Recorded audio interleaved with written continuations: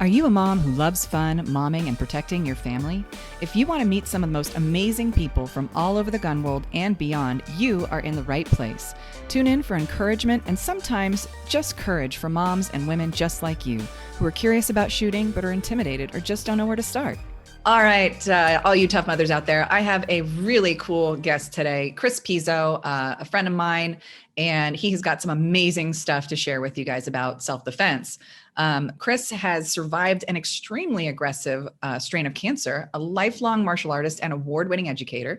He's dedicated his life to improving health, abilities, and martial skills of those that might not have expert-level instructions at their fingertips.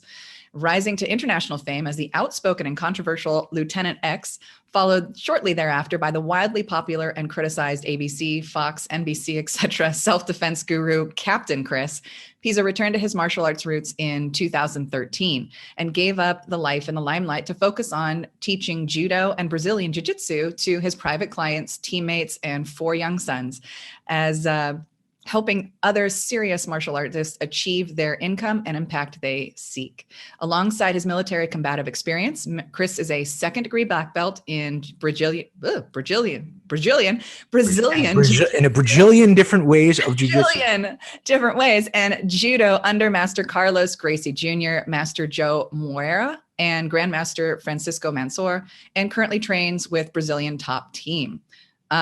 Chris, you have a very interesting life and such like a roundabout way of knowing like all kinds of different self-defense. I would love to hear your story and share with me what you guys do. Sure.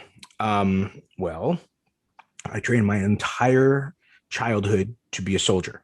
It was just the thing to do where I grew up, between Boy Scouts and sports. And it was just, you either took 2 paths. You went the athlete path or you went the soldier path, and I chose the soldier path, and went through ROTC and did some reserve duty. And right before I was about to be a commissioned officer, I was diagnosed with atypical seminoma cancer, which was a 3-year battle in my early 20s. And it not only changed my perspective on everything, like, you know, anybody who goes through some sort of life-death experience, but I was a little lost because I spent my entire life knowing exactly what I wanted to do, and now I couldn't do it. And I wound up, I've always been a martial artist since I was 5 and kept on attaining different ranks in different martial arts until I found judo and then eventually Brazilian Jiu-Jitsu. And then I became a high school teacher, which I loved very much, except that I do not like red tape, and they would not let me do what I wanted to do to help some of the kids that I was helping.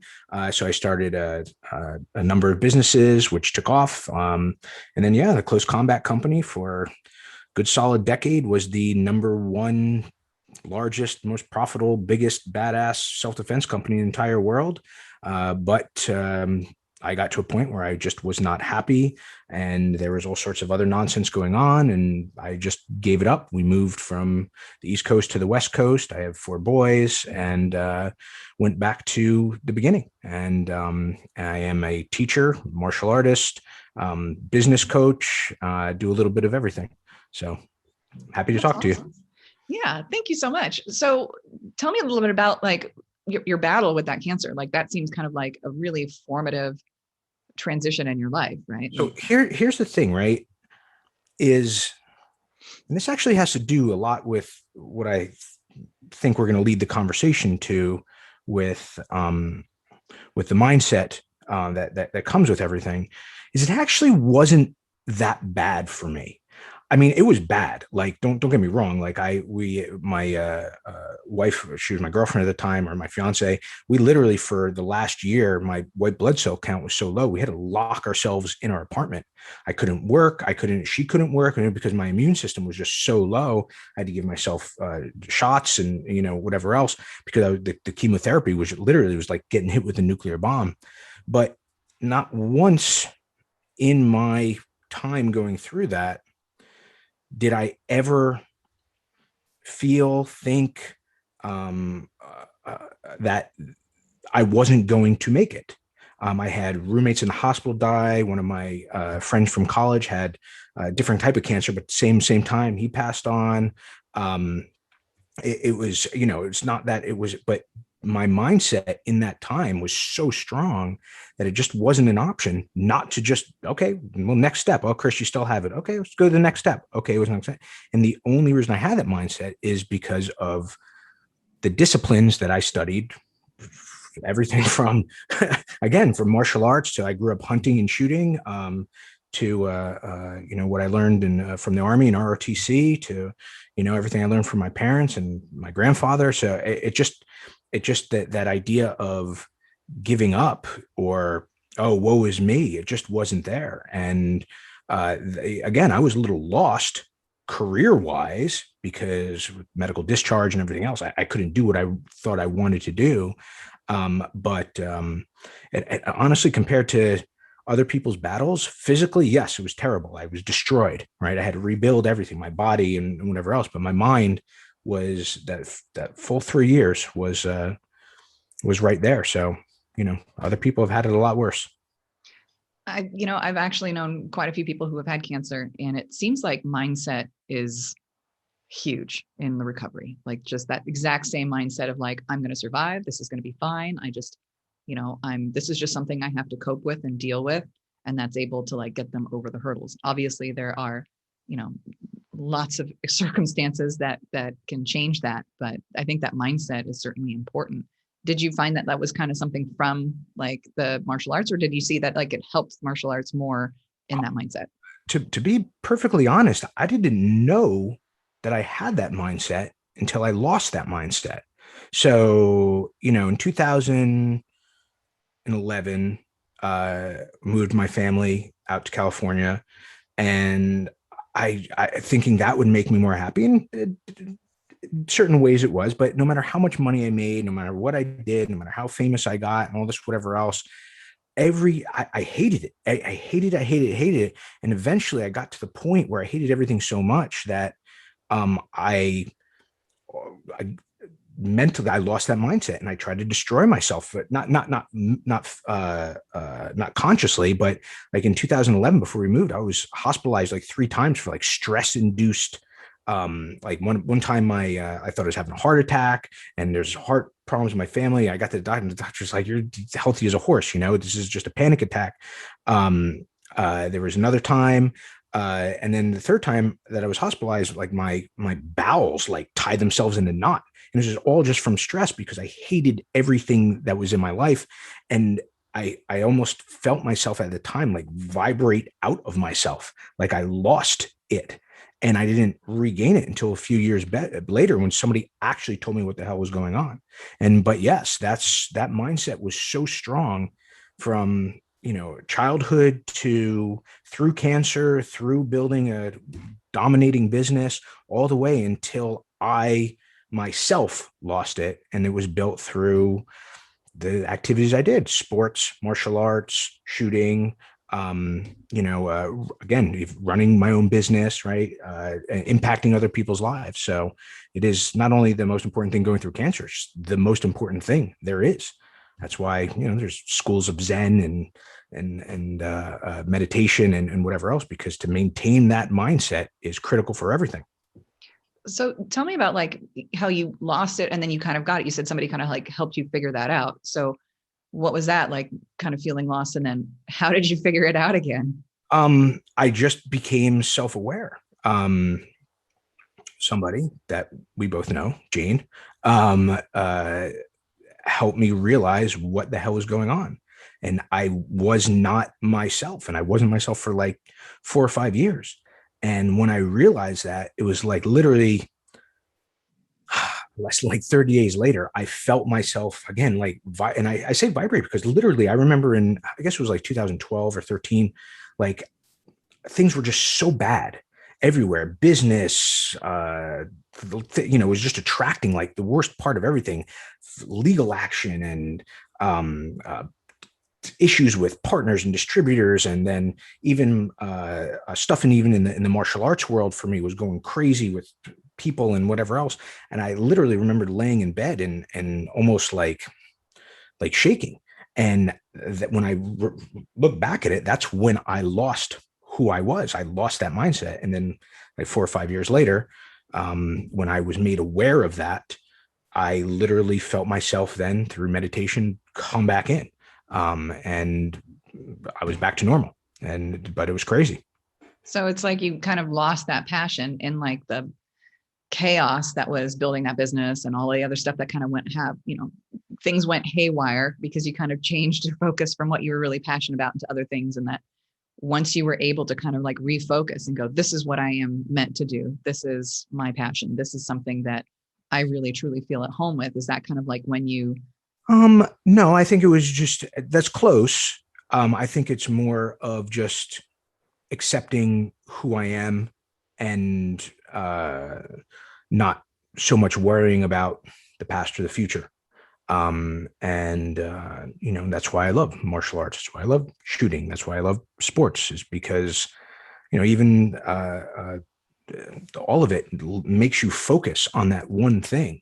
And when there's that one thing, you can only focus on the present. And the more dangerous the activity, right, the more that focus has to be. And the more that focus on that one activity has to be, the more it's not about shutting off everything else in your brain of worrying about past, present, future, whatever else. It's really about just letting it go and just focusing on the task at hand. And I didn't realize, again, growing up, that I had that skill and that power from being involved in everything I was involved in from a young age. I just naturally assumed everybody has it, and that's just not the case, right? So even now, I've been doing marketing and business and even martial arts for so long now. It's almost like that stuff is formulaic, right? So anybody can learn to do that stuff. They just need to put in the time and have the passion for it and whatever else. But what I find myself teaching and helping people most with is adopting that almost Zen-like no mind, in Japanese mushin, right? No mind mindset, because that's how you go through life happy. And that's the biggest part. No, I love that. And I experience the same thing when I go shoot. It's very Zen-like, right? Because it requires so much focus and it requires so much of your attention. All the other stuff, all the stuff that kind of goes through your mind at all times, especially if you're a type A or an entrepreneur, or even just like kind of a frazzled mom, like you've got 100 things running on in the background and there's no rest. But when you can actually focus on something, it's very Zen. It's very like just super focused, and it kind of gives your mind an opportunity to reset and rest. So kind of tell me a little otherwise bit. You get hurt. Right. You get hurt, right? Exactly. Exactly. And I mean, with shooting, again, it's like, as long as it's downrange, you're fine. But I would imagine with martial arts, you could get hurt because there's another person. Like, so. Yeah, it's kind of hard to think about, what's going on in your life when somebody's trying to choke the life out of you. You know what I mean? Right. But I the two things that judo, Brazilian Jiu-Jitsu, and shooting really are. That's why, even samurai, they had shoot instead of a gun, bow and arrow, but even they had guns eventually. It's all the same, is because on a gun, especially because when you shoot firearm, you're off by just a little bit, that trajectory, right? You don't hit where you're aiming for. So everything has to be there, right? Your breath, your heartbeat, your focus, and not thinking about anything else except, and you can't even be thinking about where you're trying to hit, because now you're focusing on something that you should not be focusing on.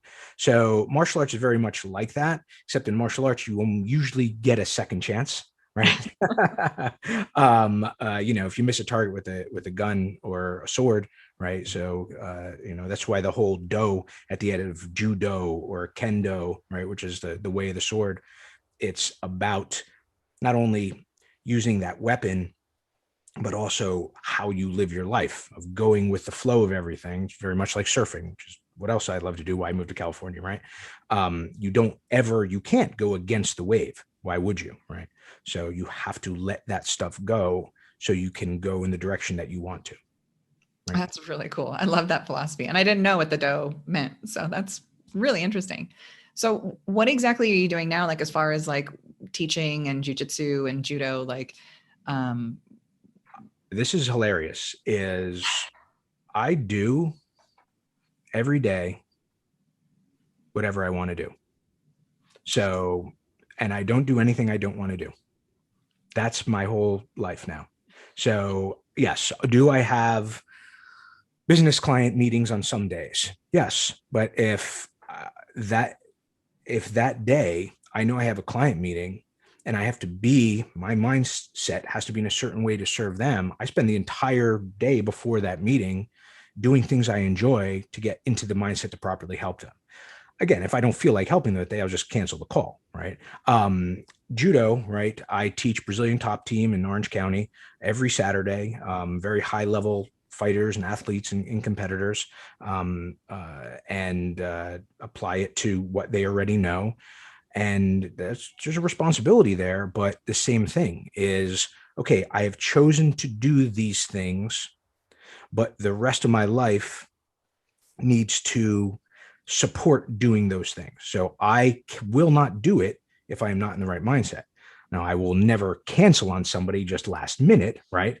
But that's because I spent the last 30 minutes to 6 hours preparing for that one or two things per day that I do: client meetings, talking to somebody, podcast, teaching.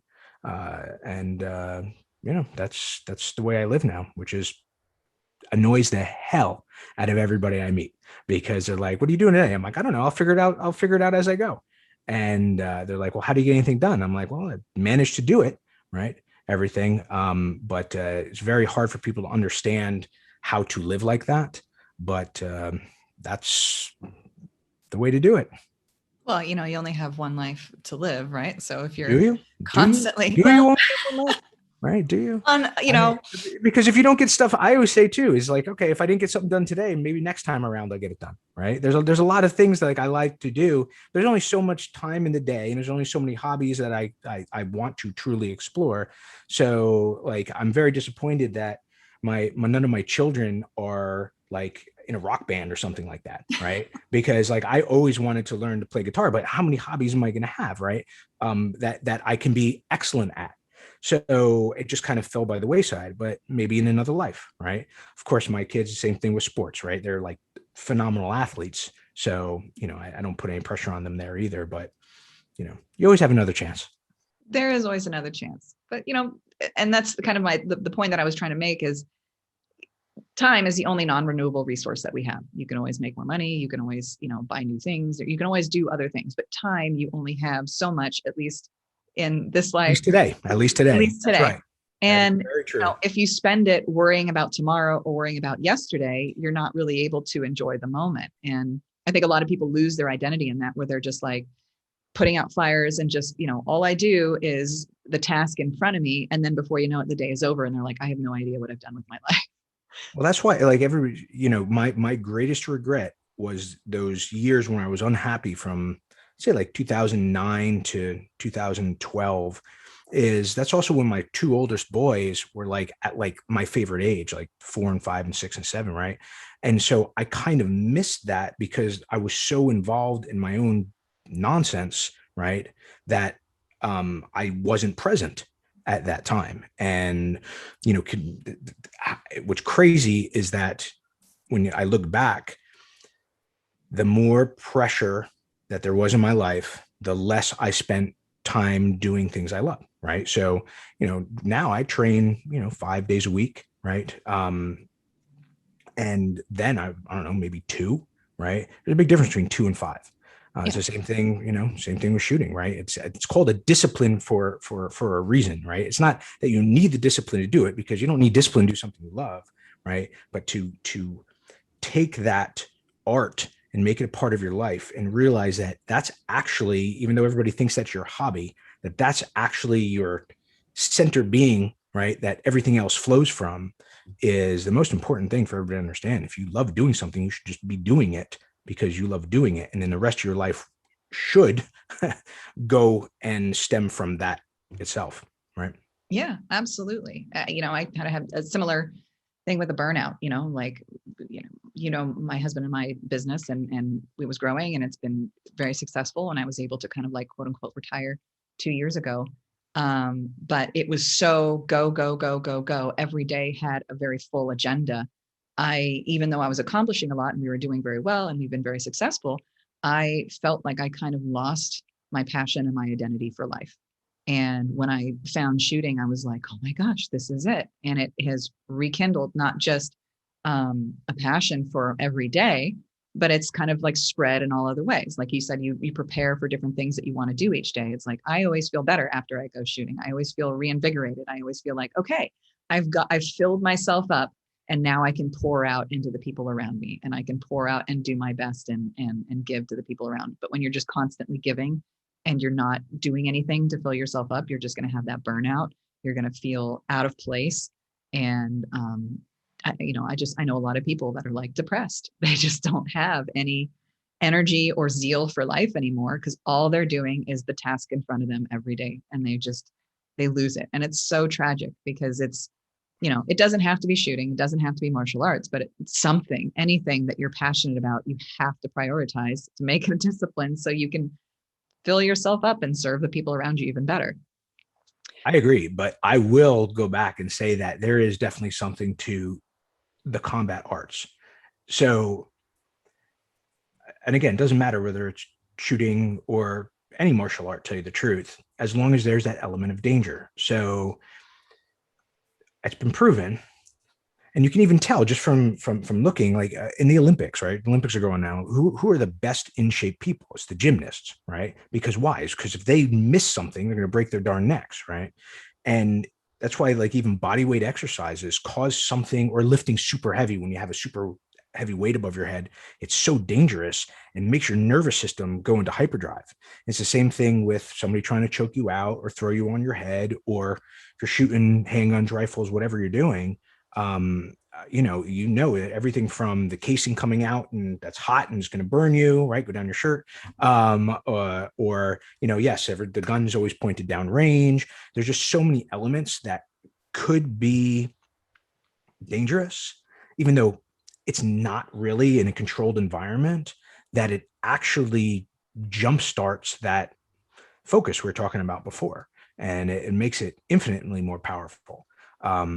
That's why even a lot of pro athletes, when they're not pro athletes anymore, they kind of lose it, because playing an amateur sport is okay, but at that pro level, like, it's all or nothing, right? Most, if they get hurt, their career is over. So it's a very careful balance that they have to find. And when they stop being competing at that level, we see this with entrepreneurs a lot too, right? Is if they, everything's resting on their shoulders, and if they drop the ball for a second, it's over. And then once things get automated or systemized or whatnot, they start looking for other things. And this is how everybody from athletes, billionaires, and tycoons, whatever else, fall into look for that substitution: drug problems, alcohol problems, marital problems, also all sorts of stuff. So it's really interesting. But yeah, you got to find something that you love. That is a discipline, an art. The more dangerous, the better. Just make it dangerous. If it's knitting, make it like, exactly, yeah, defensive landscape painting while parasailing. Exactly, so, yeah. So make it fun. Do it while you're like on a rooftop bouncing off the edge or something. Please don't do that. Don't sue me.